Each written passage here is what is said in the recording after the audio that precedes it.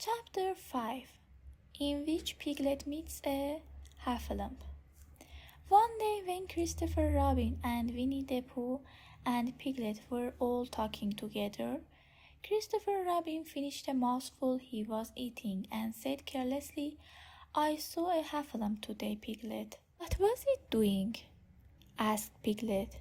"Just lumping along," said Christopher Robin. "I don't think it saw me." "I saw one once," said Piglet. "At least, I think I did," he said. "Only perhaps it wasn't." "So did I," said Pooh, wondering what a Haffalump was like. "You don't often see them," said Christopher Robin carelessly. "Not now," said Piglet. "Not at this time of year," said Pooh. Then they all talked about something else until it was time for Pooh and Piglet to go home together. At first, as they stumped along the path which edged the 100-acre wood, they didn't say much to each other.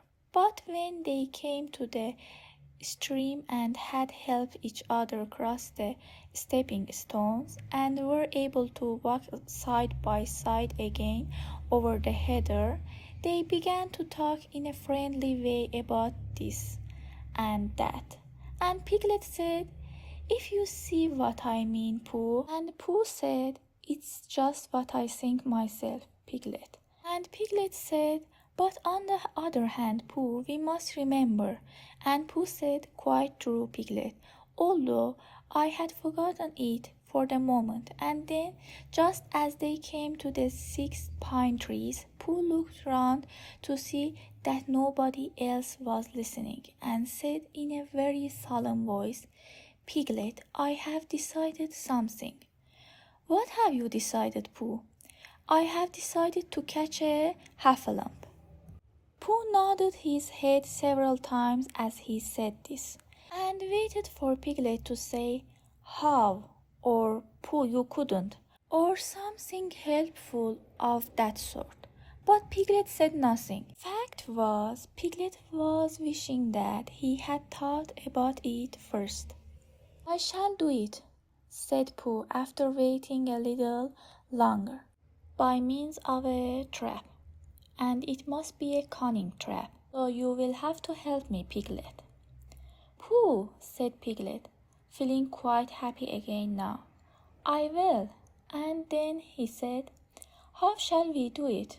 And Pooh said, "That's just it, how?" And then they sat down together to sing it out. Pooh's first idea was that they should dig a very deep pit, and then the Haffalump would come along and fall into the pit. And "Why?" said Piglet. "Why what?" said Pooh. "Why would he fall in?" Pooh rubbed his nose with his paw and said that the Haffalump might be walking along, humming a little song and looking up at the sky, wondering if it would rain. And so he wouldn't see the very deep pit until he was halfway down, when it would be too late. Piglet said that this was a very good trap. But supposing it were raining already? Pooh rubbed his nose again and said that he hadn't thought of that. And then he brightened up and said that if it were raining already, the Haffalump would be looking at the sky, wondering if it would clear up. And so he wouldn't see the very deep pit until he was halfway down, when it would be too late. Piglet said that now that this point had been explained, he thought it was a cunning trap. Pooh was very proud when he heard this, and he felt that the Haffalump was as good as caught already. But there was just one other thing which had to be thought about, and it was this: where should they dig the very deep pit? Piglet said that the best place would be somewhere where a Haffalump was, just before he fell into it, only about a foot further on. But then he would see us digging it, said Pooh. Not if he was looking at the sky. He would suspect, said Pooh. If he happened to look down, he thought for a long time and then added sadly, "It isn't as easy as I thought. I suppose that's why Haffalumps hardly ever get caught." "That must be it," said Piglet. They sighed and got up. And when they had taken a few coarse prickles out of themselves, they sat down again. And all the time Pooh was saying to himself, "If only I could think of something." For he felt sure that a very clever brain could catch a Haffalump if only he knew the right way to go about it. "Suppose," he said to Piglet, "you wanted to catch me. How would you do it?" "Well," said Piglet, "I should do it like this. I should make a trap, and I should put a jar of honey in the trap, and you would smell it, and you would go in after it, and I would go in after it," said Pooh excitedly. "Only very carefully, so as not to hurt myself. And I would get to the jar of honey, and I should lick round the edges first of all, pretending that there wasn't any more, you know, and then I should walk away and think about it a little, and then I should come back and start licking in the middle of the jar, and then—" "Yes, well, never mind about that. There you would be, and there I should catch you. Now the first thing to think of is, what do Haffalumps like? I should think acorns, shouldn't you? We'll get a lot of— I say, wake up, Pooh." Pooh, who had gone into a happy dream, woke up with a start, and said that honey was a much more trappy thing than acorns. Piglet didn't think so, and they were just going to argue about it, when Piglet remembered that if they put acorns in the trap, he would have to find the acorns. But if they put honey, then Pooh would have to give up some of his own honey. So he said, "All right, honey then," just as Pooh remembered it too, and was going to say, "All right, acorns." "Honey," said Piglet to himself in a thoughtful way, as if it were now settled. "I'll dig the pit while you go and get the honey." "Very well," said Pooh, and he stumped off. As soon as he got home, he went to the larder, and he stood on a chair and took down a very large jar of honey from the top shelf. It had honey written on it, but just to make sure, he took off the paper cover and looked at it, and it looked just like honey. "But you never can tell," said Pooh. "I remember my uncle saying once that he had seen cheese just this color." So he put his tongue in and took a large lick. "Yes," he said, "it is. No doubt about it. And honey, I should say, right down to the bottom of the jar. Unless, of course," he said, "somebody put cheese in at the bottom just for a joke. Perhaps I had better go a little further, just in case. In case Haffalumps don't like cheese, same as me. Ah," and he gave a deep sigh. "I was right. It is honey, right the way down." Having made certain of this, he took the jar back to Piglet, and Piglet looked up from the bottom of his very deep pit and said, "Got it?" And Pooh said, "Yes, but it isn't quite a full jar." And he threw it down to Piglet, and Piglet said, "No, it isn't." "Is that all you've got left?" And Pooh said, "Yes, because it was." So Piglet put the jar at the bottom of the pit and climbed out, and they went off home together. "Well, good night, Pooh," said Piglet when they got to Pooh's house. And we meet at 6 o'clock tomorrow morning by the pine trees and see how many Haffalumps we've got in our trap. 6 o'clock, Piglet. And have you got any string? No, why do you want string? To lead them home with. Oh, I think Haffalumps come if you whistle. Some do and some don't. You never can tell with Haffalumps. Well, good night. Good night. And off Piglet trotted to his house, trespassers were, while Pooh made his preparation for bed. Some hours later, just as the night was beginning to steal away, Pooh woke up suddenly with a sinking feeling. He had had that sinking feeling before, and he knew what it meant. He was hungry. So he went to the larder and he stood on a chair and reached up to the top shelf and found nothing. That's funny, he thought. I knew I had a jar of honey there, a full jar, full of honey right up to the top, and it had honey written on it, so that I should know it was honey. That's very funny. And then he began to wander up and down, wondering where it was and murmuring a murmur to himself, like this. It's very, very funny. 'Cause I know I had some honey. 'Cause it had a label on, saying honey. A galoshes full of pot, too. And I don't know where it's got to. No, I don't know where it's gone. Well, it's funny.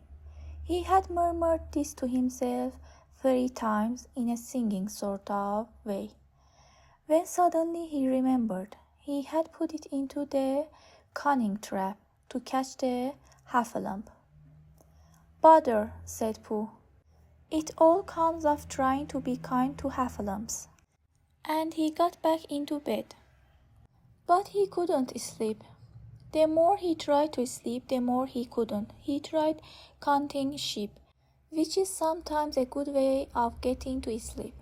And as that was no good, he tried counting Haffalumps.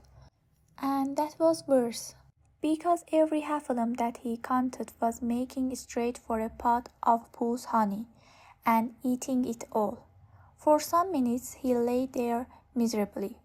But when the 587th Haffalump was licking its jaws and saying to itself, very good honey this, I don't know when I've tasted better, Pooh could bear it no longer. He jumped out of bed, he ran out of the house, and he ran straight to the 6 pine trees. The sun was still in bed, but there was a lightness in the sky over the 100-acre wood, which seemed to show that it was waking up and would soon be kicking off the claws. In the half-light, the pine trees looked cold and lonely, and the very deep pit seemed deeper than it was, and Pooh's jar of honey at the bottom was something mysterious, a shape and no more.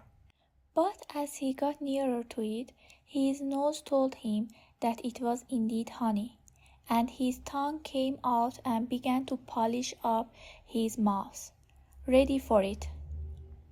Bother, said Pooh, as he got his nose inside the jar. A Haffalump has been eating it. And then he thought a little and said, oh no, I forgot.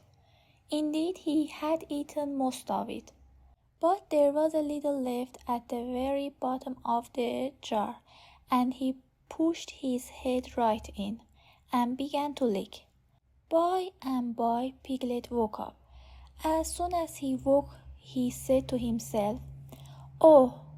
Then he said bravely, yes, and then still more bravely, quite so. But he didn't feel very brave, for the word which was really getting about in his brain was Haffalumps. What was a Haffalump like? Was it fierce? Did it come when you whistle? And how did it come? Was it fond of pigs at all? If it was fond of pigs, did it make any difference what sort of pigs?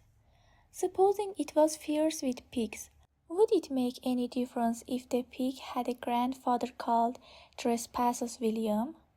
He didn't know the answer to any of these questions, and he was going to see his first Haffalump in about an hour from now. Of course Pooh would be with him, and it was much more friendly with two. But suppose Haffalumps were very fierce with pigs and bears. Wouldn't it be better to pretend that he had a headache and couldn't go up to the 6 pine trees this morning? But then suppose that it was a very fine day, and there was no Haffalump in the trap. Here he would be, in bed all the morning, simply wasting his time for nothing. What should he do? And then he had a clever idea. He would go up very quietly to the 6 pine trees now, peep very cautiously into the trap, and see if there was a Haffalump there. And if there was, he would go back to bed, and if there wasn't, he wouldn't.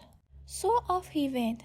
At first he thought that there wouldn't be a Haffalump in the trap, and then he thought that there would. And as he got nearer, he was sure that there would, because he could hear it Haffalumping about it like anything. "Oh dear, oh dear, oh dear," said Piglet to himself, and he wanted to run away. But somehow, having got so near, he felt that he must just see what a Haffalump was like. So he crept to the side of the trap and looked in. And all the time Winnie-the-Pooh had been trying to get the honey jar off his head.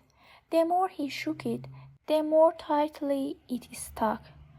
"Bother," he said, inside the jar, and "oh, help," and mostly "ow." And he tried bumping it against things. But as he couldn't see what he was bumping it against, it didn't help him. And he tried to climb out of the trap. But as he could see nothing but jar, and not much of that, he couldn't find his way. So at last he lifted up his head, jar and all, and made a loud roaring noise of sadness and despair. And it was at that moment that Piglet looked down. "Help, help," cried Piglet. "A Haffalump, a horrible Haffalump." And he scampered off as hard as he could, still crying out, "Help, help, a horrible Haffalump, huff, huff, a horrible horolump, hol, hol, a Haffalump, helorump." And he didn't stop crying and scampering until he got to Christopher Robin's house. "Whatever's the matter, Piglet?" said Christopher Robin, who was just getting up. "Hef," said Piglet, breathing so hard that he could hardly speak. "A Haffalump." "Where?" "Up there," said Piglet, waving his paw. "What did it look like?" Like it had the biggest head you ever saw, Christopher Robin. A great enormous thing, like nothing. A huge, big, well, like I don't know, like an enormous big nothing. Like a jar." "Well," said Christopher Robin, putting on his shoes, "I shall go and look at it. Come on." Piglet wasn't afraid if he had Christopher Robin with him, so off they went. "I can hear it, can't you?" said Piglet anxiously, as they got near. "I can hear something," said Christopher Robin. It was Pooh bumping his head against a tree root he had found. "There," said Piglet, "isn't it awful?" And he held on tight to Christopher Robin's hand. Suddenly Christopher Robin began to laugh, and he laughed, and he laughed, and he laughed. And while he was still laughing, crash went the Haffalump's head against the tree root. Smash went the jar, and out came Pooh's head again. Then Piglet saw what a foolish Piglet he had been, and he was so ashamed of himself that he ran straight off home and went to bed with a headache. But Christopher Robin and Pooh went home to breakfast together. Oh, Bear, said Christopher Robin, how I do love you. So do I, said Pooh.